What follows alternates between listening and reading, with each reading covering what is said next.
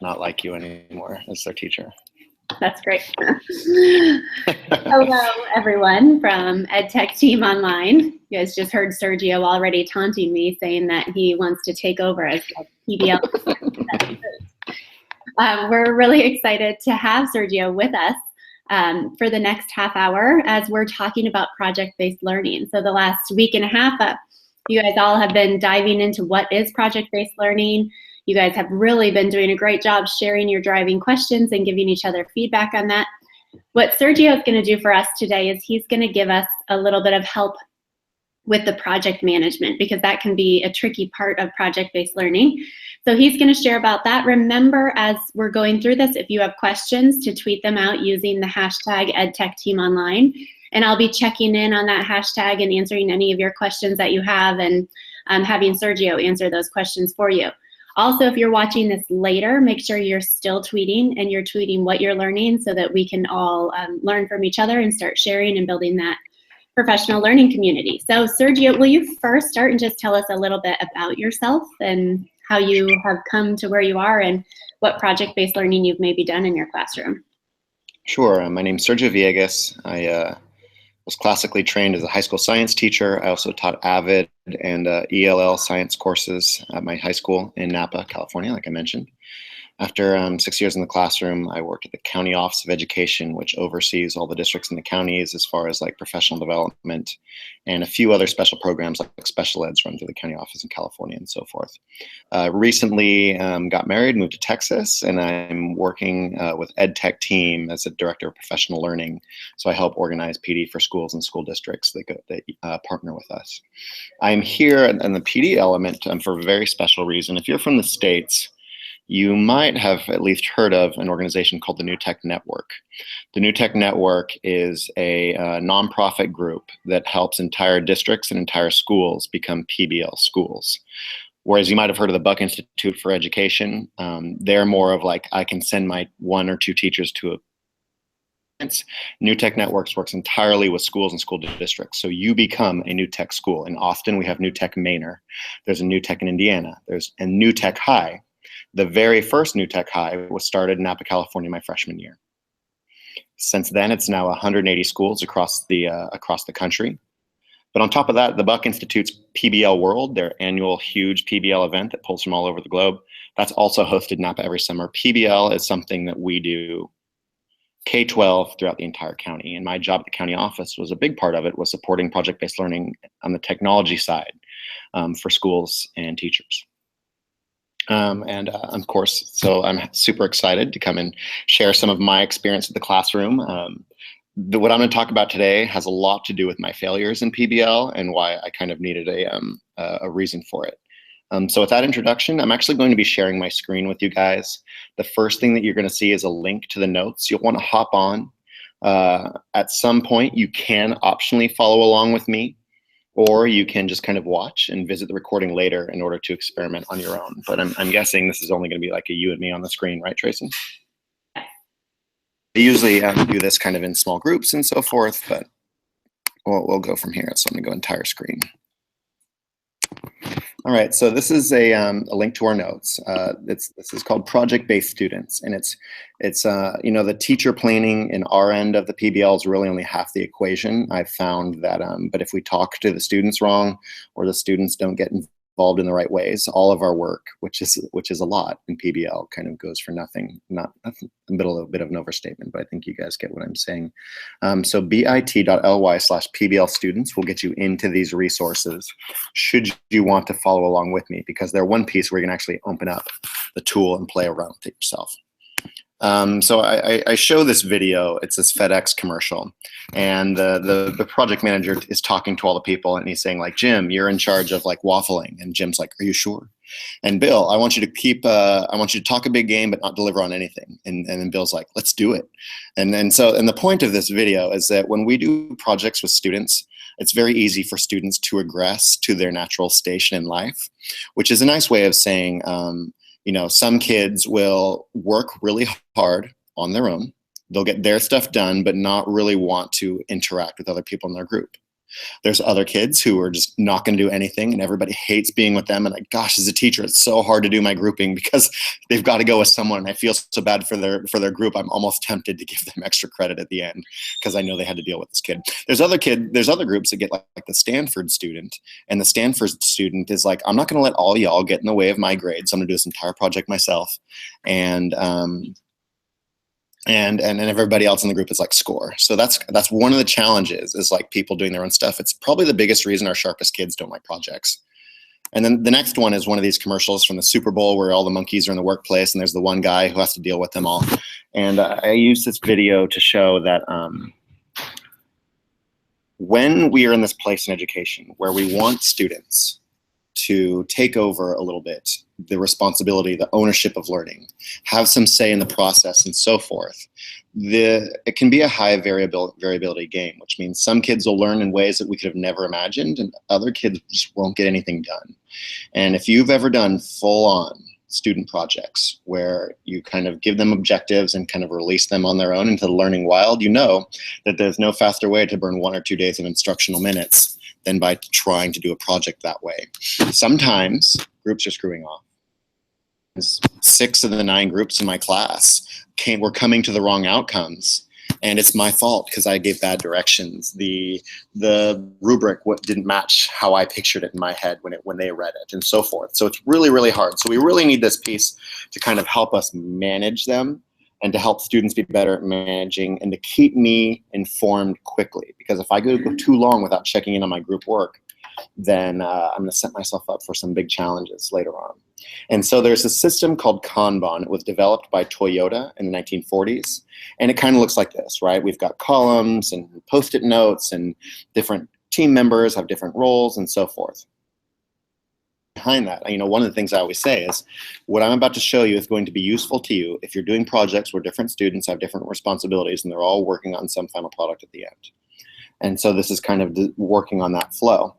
And what we have is we're able to, because it's visual like this, we can identify bottlenecks. If every team member has their own colors, either I'm a team manager for my group in the class, I can see that maybe a person is a bottleneck, or I can see if maybe a task is a bottleneck and it needs to be divided up or something like that. But I can see them without waiting until it's too late. And the next part is visual evidence.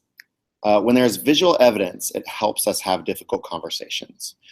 I really believe that most adults and all school-aged kids have no cultural systems in place to call their peers out on their BS.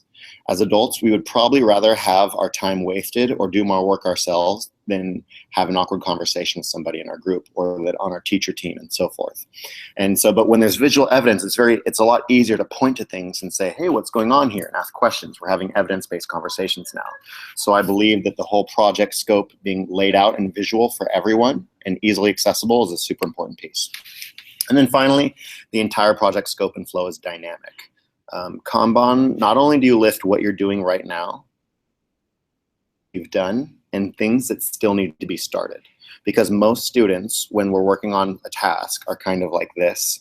They're tunnel vision, right? I've got like my hands over my face like a walking horse.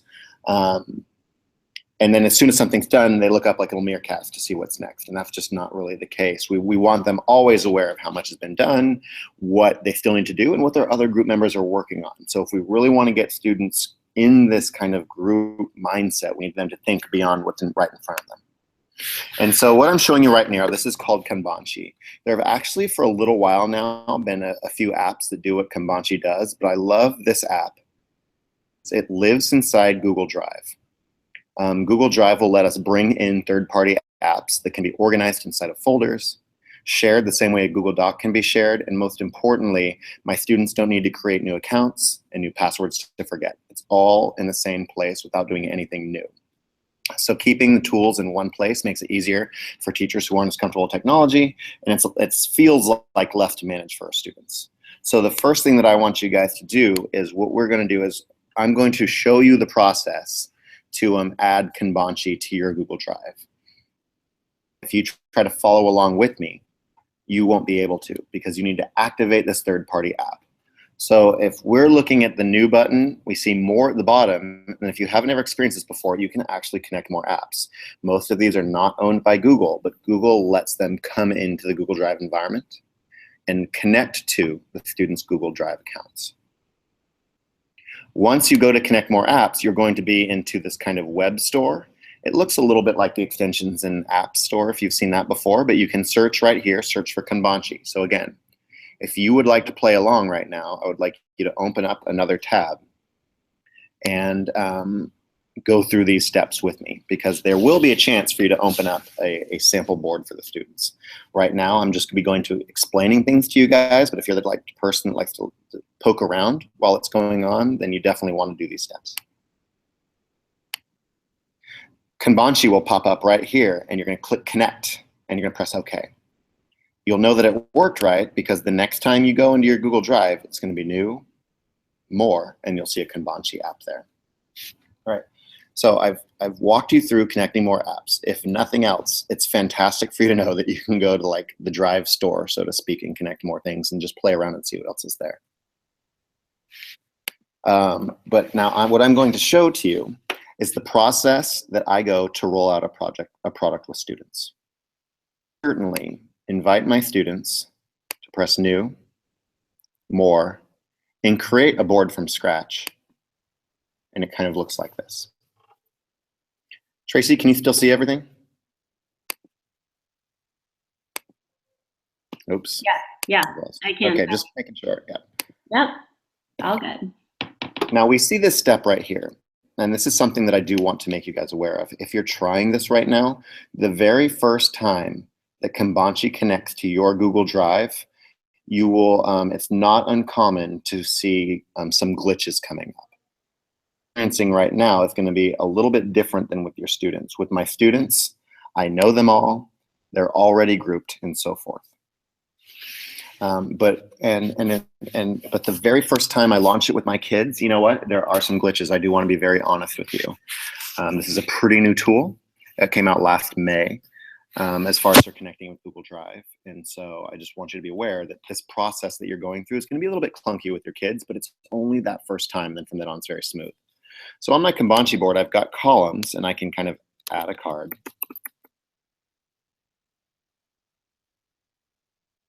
And I'm going to go through this quickly because I'm going to actually be explaining this is not how I do it with my students. I just want you to be a little bit aware of how it works. If I add a card, let's call this, I'm going to give this title card, Research. I was a physics teacher and I also taught biology and freshman science. Let's go Research Momentum Formulas. This is a car crash project that I did with my students. So one student would have this, Momentum Formulas. And then there might be like a description right here. And maybe I'll say, you know, the students, they actually need to change the color of the card, so we can give it like a little red tag right there and press save. All right, super easy. And then all done. Oops, hit mark it's done, all set. So we've got a little color tag on it. We technically have a description. And there's lots of other stuff we can do. We can do due dates and so forth. And I could certainly have my students, let's say a project manager goes and creates a board, button, share it with the students in their group and the teacher and me. And then all the kids can hop on here and work collaboratively. If the student wants to move this over to doing, they can do so. If the student wants to move this over to done, they may do so.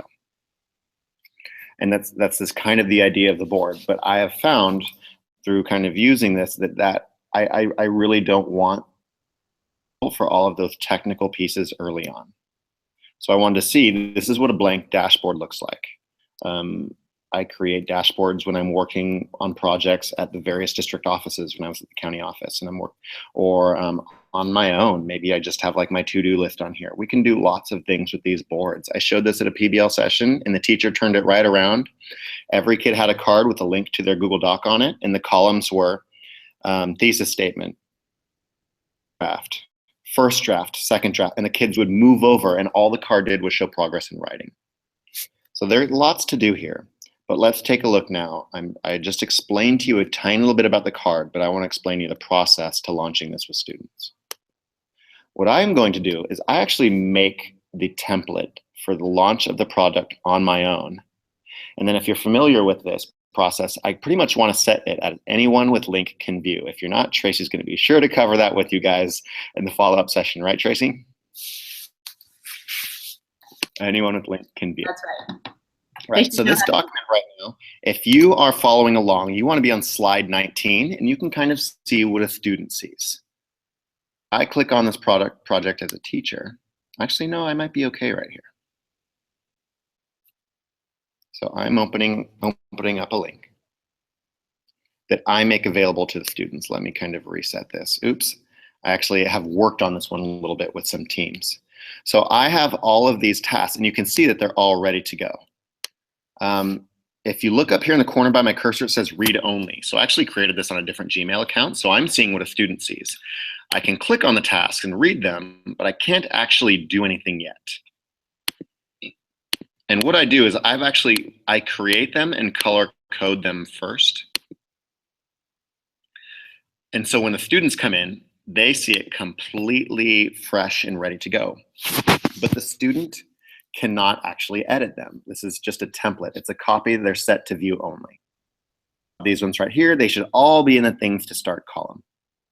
If I now go at this point in my group, and you can follow along at this point as well, I already identify ahead of time one person in each group is the tech lead. The tech lead's job is to copy this template. Made a copy, they're going to share it with their groups and then back with me at the teacher. So the process looks like this. This is a little bit different than Google Docs, so I'm about to slow down now. The students are going to come down here where it says read only in the corner. If they click on it, this pops up, and we're going to say copy to my Google Drive. What that's going to do is make a copy of this template. I clicked on copy to my Google Drive, and this is being passed out to the kids. I'm sorry, a copy is being made onto mine. Again, this step, the first time with your students, and maybe you're experiencing this right now, can be a little bit buggy. And it's only that first time that it really needs to talk to your drive. So I have now made a copy, so let me move these back so it looks like how it should. I made a copy. I've got them color coded. And at this point, it just depends on my group organization. With my students, I have table 1, table 1A, 1B, 1C, 1D. 2B, 2Cs, 2Ds. And I might just have it listed as A's, you're doing yellow. B's, you're doing green. C's, you're doing orange, and so forth. Hey, excuse me, guys. I got a class coming in. I'm going to skip to another part of the room. Hey, guys. No problem. Sergio's visiting a school today, so we can wait for him. You guys can kind of tucked away at a little bit spot. No, I'm good now. I should be good right here, hopefully.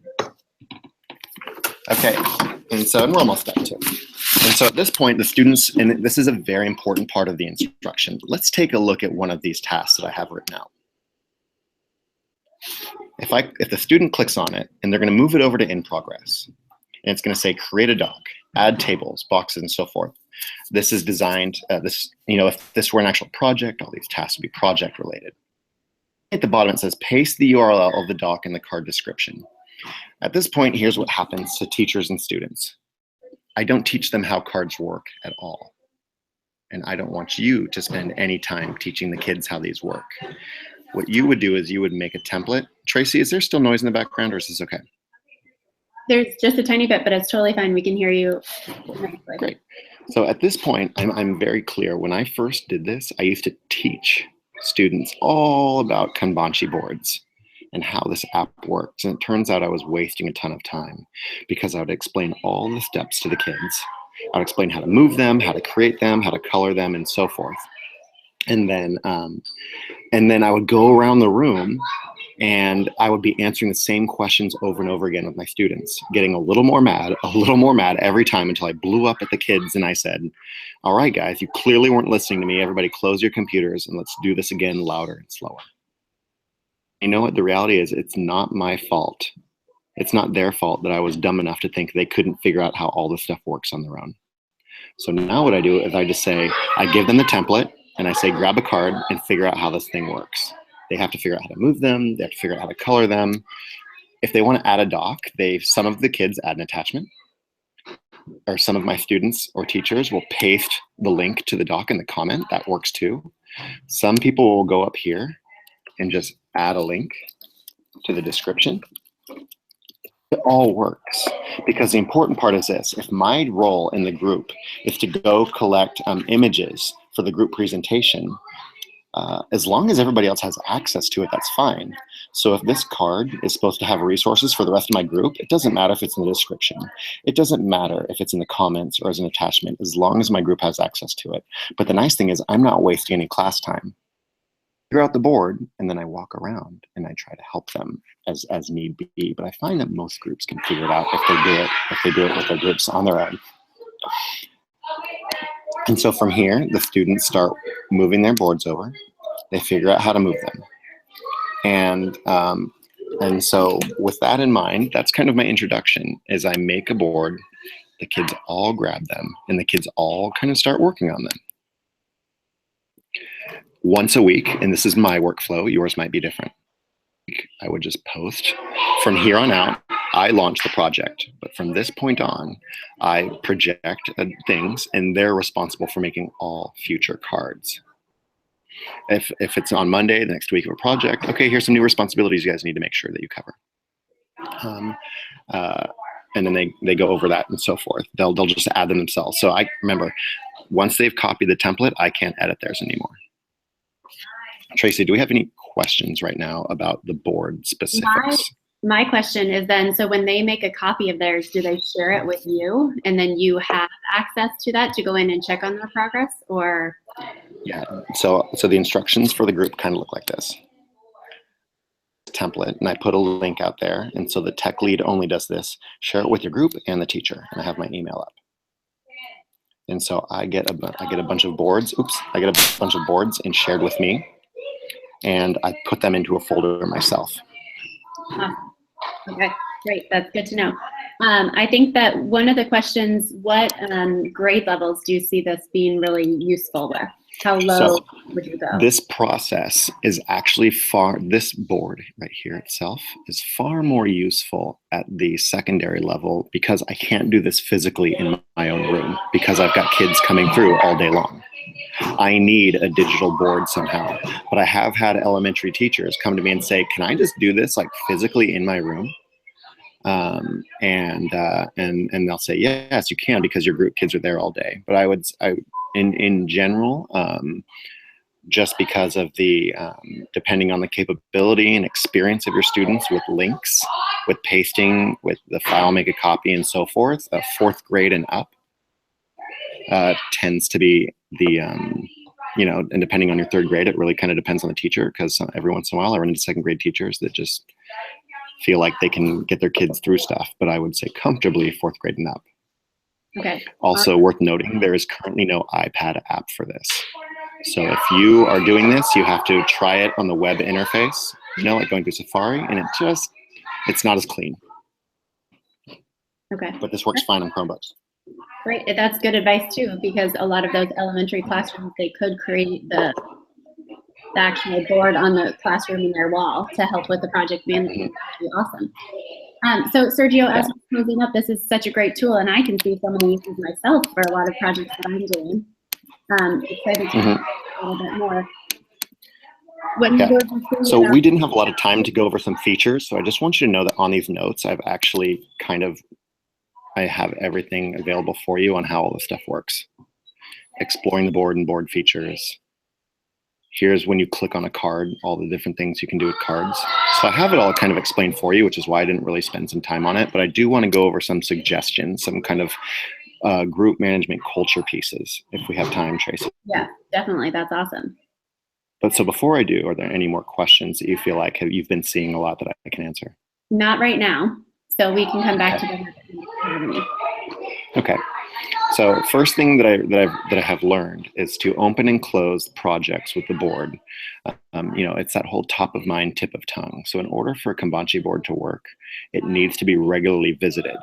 Sometimes I'll see students on task and they're just not moving their cards along. They're forgetting to. So having somebody whose job is to check in on the group in the beginning and check in on the group at the end of the day. So I have a project lead who has less responsibility, but more management of the rest of the group. And this is how I did it with my students. And the only person that I would ever talk to in a group is the project lead. Enforce those group comm systems, because that's what we do in work, right? We don't want every single group pinging a manager. We want one person that has to go up and say, hey, our team's having a hard time with this. But we really have a set person just for ease of communication. So the first thing I do is I open and close. I try to find a way to make it looked at daily. Have a group manager to make sure that the boards are looked at is another big piece. And if you look at my boards, okay, look, this is a typical board. Starts with to do, done. But when on mine, I actually add a column. I change the names, things to start, in progress, done, and confirmed done. And so I like this confirmed done column because it's a way to incorporate a system where not everyone's version of done might match the groups. So maybe only one person in each group can actually move something into confirmed done. Only the group lead, and maybe me, the teacher, only look at this. Or maybe I'll talk to my elementary students and I'll be like, okay, tonight I'm going to look at everybody's cards, and anything that I don't moved into confirmed done, you guys didn't do right or needs to be improved on, so make sure you ask me about it. So just having that system of checks, I like that last column, so that's kind of up to you. And then again, with me, I had a project lead that I made manage this, or it can be me. But the most important thing is I need some way to store these links to all my different boards. Again, it lives in Google Drive, so I can make a folder for all my Comanche boards for the Momentum project. Or I can make a Google Doc with links to all of them if I'm a secondary teacher. So all my links are period 1 and 2 and so forth. But I do need some way to save all my boards into one place so that they're organized, especially if I'm a secondary teacher. I don't want 45 links and have to figure out which is which. So when my students make a copy, they have a naming convention up here. So it might say like P1, Momentum, and then group 4. Right, because remember I had group 4, 4A, 4B, 4. So that was my naming convention, but have a common naming convention makes it easier for me to navigate my links and how it looks in my drive. That class having a lot of fun. Those are a couple of culture pieces for the Comanche board. Again, I don't teach the kids how they work. That is insanely important. They can figure it out between them and their partners. In the same way, I didn't spend a lot of time teaching you all the details of the cards. Piece is right here on this card. Oops, where's my copy? Here it is. Okay, I can set a checklist. I can have a bunch of things on one card, but I don't want that, because I, the teacher, want to be able to look at a board and be like, oh, in progress. But if I look at it, I don't know if in progress means, is it mostly done? Or is it almost done? And so I want lots and lots of specific cards and not one big card with a lot of tasks on it. And the second reason I want lots of specific cards is there's just something emotionally pleasing about yes, yes, yes. Like the feeling of like crossing things off, of like getting things done is good for students, especially students who struggle. And so it's really good to just have lots and lots of cards and not one big card and they feel like, oh, I'm not getting anything done. That's another thing I learned in using this, because I got all excited about the checklist, but that turned out not to be helpful. All right, that was my last piece. Any other? No, I'd love to open up questions and Q&A about any of these project management pieces that you guys might have. I think that people are excited about using a Comanche board, that I think it's going to really help them with their organization and give them kind of a different way to look at it, because that is a challenge definitely with PBL. So I think one of the things we would love to hear from you, I think if people still have questions, they can tweet them out using EdTech Team Online, and either Kyle or I, Kyle, join us. Hi, Kyle. Thanks for joining us. Kyle or I can respond to them, or if you include Sergio in them as well, at coach_SV, I'll go back to his contact info. Then we'll all answer your guys' questions as you guys tweet them out. So feel free to keep tweeting those questions out, tweet out what you're learning or maybe what you see as a use for a Comanche board. Is that how I say it? Yep. Comanche. So keep tweeting them out. And then Sergio, I would love to hear just from you any advice, last minute advice for these teachers going into creating their project-based learning lessons. Advice for creating lessons is or just any advice for PBL. Just the advice for PBL is just that it's a front-loaded endeavor, a ton of planning at the front, and anything that we can do to make it direct and open and obvious about what we're doing and where we're going. So thinking about parents and kids and the task, anything that we can do to simplify the process. So one thing that I did is I broke down everything in my grade book to very specifics. Objectives, you got a 0 or a 1. 1 means you got it, 0 means you didn't. And there was no like Newton's first law is worth 30 points on this 100-point test. No, there was no 100-point test. It was all finely and detailedly broken up, and that's kind of a concept example of how like things we can do to help students in projects is to have everything very small, very manageable, very specific, and to and to really make it direct for the kids. And then the second piece is to projects are frustrating when they don't work to no end. I mean, we've got teachers in Napa County, even with our famed history, who are just want to head to the hills when you even say the word PBL, because the reality is there's a lot of pressure for pacing in grade books and so forth. So just being patient, and even if it means talking to your administrators about it, so they know that you're trying this and it's hard, but you want to do it anyway for X, Y, and Z reason. But I've actually got to head out right now. I'm leaving the school. So thanks for listening, and thanks for having me, Tracy. Yeah, of course, Sergio. Thanks a ton. Great to see you online again. In touch soon. All right. Good luck, guys. Bye. Bye.